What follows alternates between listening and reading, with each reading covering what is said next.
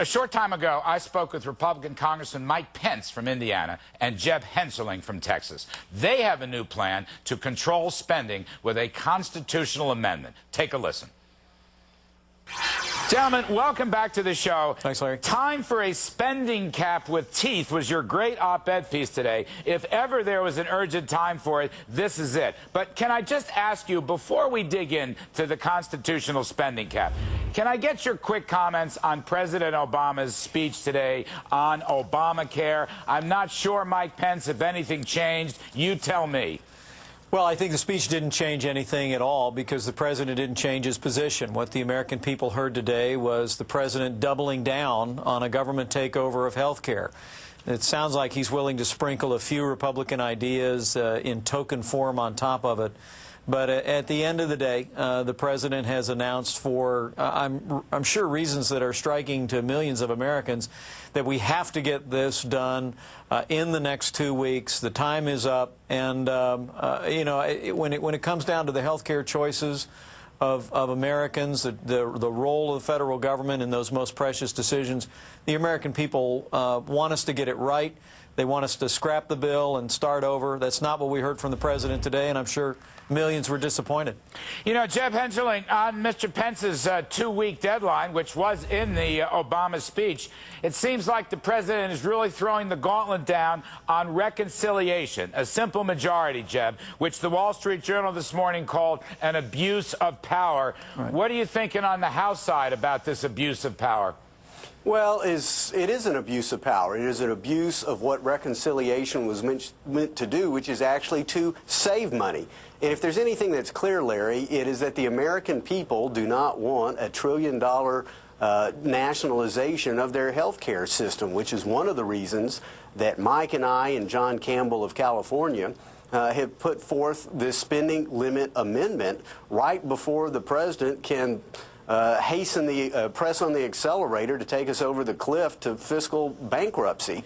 And, you know, job number one in America, according to the American people, is jobs. And critical to creating jobs is having a pathway to fiscal sanity so that small businesses and investors know that they're not going to get socked with crushing tax increases or high inflation. And so the president just needs to put this aside, start with a clean sheet, but obviously he's not going to do it. Right. Mr. Pence, can you talk about the spending limit amendment to the Constitution that is featured in today's op-ed that you fellas wrote? Well, you bet, and it's just great to follow Jeb Hensarling's lead on this. I think Jeb and I, you know, I've been in Congress pushing 10 years, Jeb a little bit less than that, but throughout we frankly have seen that there's somebody missing at the table in this battle to preserve limited government and fiscal responsibility in Washington, D.C., and I believe that somebody is the American people.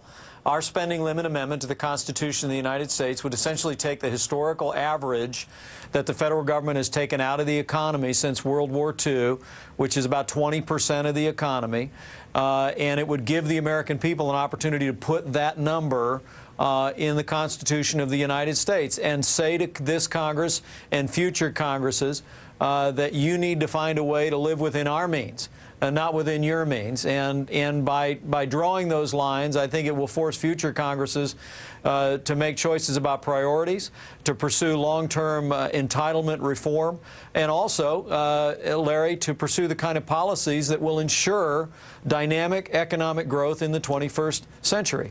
Really lower spending by almost any academic study. Lord help me for quoting an academic. But the reality is, when you look at all these great National Bureau of Economic Research, NBER, Marty Feldstein, people like that, when you look at the IMF studies, when you look at the OECD studies, Mike, everybody says, every paper says, those countries that spend less grow more. Why is it that that thought has been completely lost?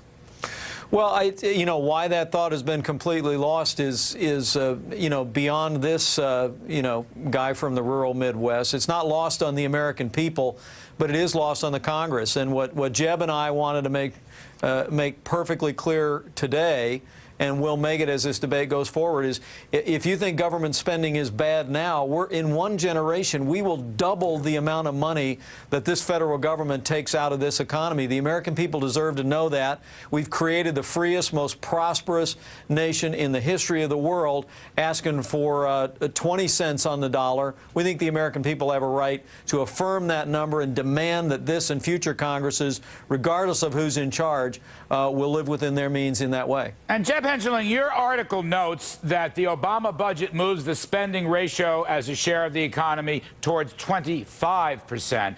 If you extrapolate that out a few years, let's say a $14 or $15 trillion economy, you're talking close to another $1 trillion in spending. Jeb, let me ask you this. Constitutional amendments have to go through a lengthy process. Can you walk us through that? Well, typically, Larry, it will take a number of years. Most constitutional amendments have about a 70-year time frame in which to have it ratified by the states. 3/4 of the states would have to ratify it.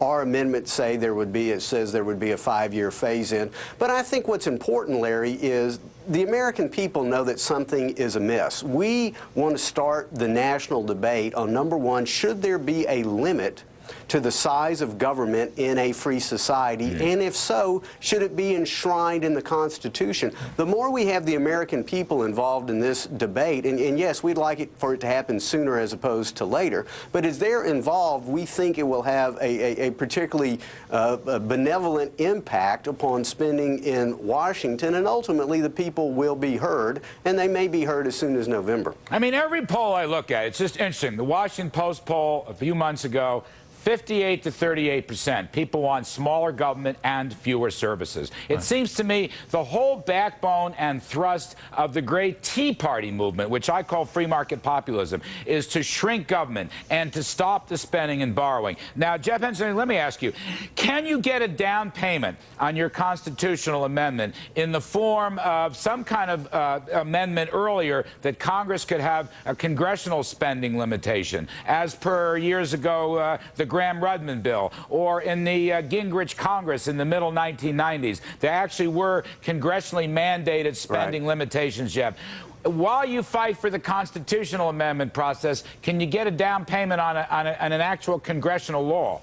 Well, Larry, I'm working on that as well. Along with Paul Ryan, I have authored the Spending Deficit Debt Control Act, which would have binding caps on the growth of government, have binding caps on mandatory spending, binding caps on discretionary spending, binding caps on the debt and the deficit, but it is statutory. And unfortunately, as wonderful as Graham-Rudman was, there came a time where Congress decided they couldn't live with it, and they put it aside. The same thing with the '74 Budget Act, the same thing with statutory pay-go. That's why you need a constitutional amendment. But we are working on frankly, a multiple front strategy, and we're trying to get the binding caps in sooner, or we're going to wake up and find that we're France without the wine, the museums, and the sauces. All right, so Mike Pence, I'm going to give you the last word, sir. You know, Jim Bunning couldn't even keep pay-go going for 1 week in the Senate, which I think just blows my mind. You guys note in here, if we don't cut spending, tax rates are going to explode. That's my last question. Well, that's right. And some estimates are taxes are going to have to double just to keep pace with the projected growth of government without Obamacare 2.0, without more stimulus spending. I mean, the reality is that the American people are going to face some pretty difficult choices in the future, either much higher taxes, deep cuts down the road in programs that are important to Americans, or worst case scenario, maybe above all, is inflated dollars, is diluting the currency. Look, we believe that the American people are looking for answers from Washington, D.C. They're looking for a way to take the reins back on spending in Washington. The spending limit amendment, which would limit spending to just 20% of the economy, which is a historic average, is the way the American people can say to Congress, this far and no farther. And judging from some of the response we've been getting from around the country today, a given time, we hope the spending limit amendment is a part of that. But one last part is, you know, what Jeb said is, you know, we give 10 years to allow the states to enact this and the Congress 5 years for implementation. But remember, the very debate over a balanced budget amendment in the 1980s set the stage for the balanced budgets of the 1990s. You start seeing state legislatures move on this, the Congress debate this 20% spending limit amendment. I guarantee you that the Congress of the United States will get the message from the American people, and it'll have an immediate effect on fiscal discipline and spending restraint. All right, let us hope. That's great stuff, Mr. Mike Pence. Thank you, Mr. Jeb Hensarling. You're both terrific. Thanks, you, Larry. All right, a spending limit. Boy, there's a great idea.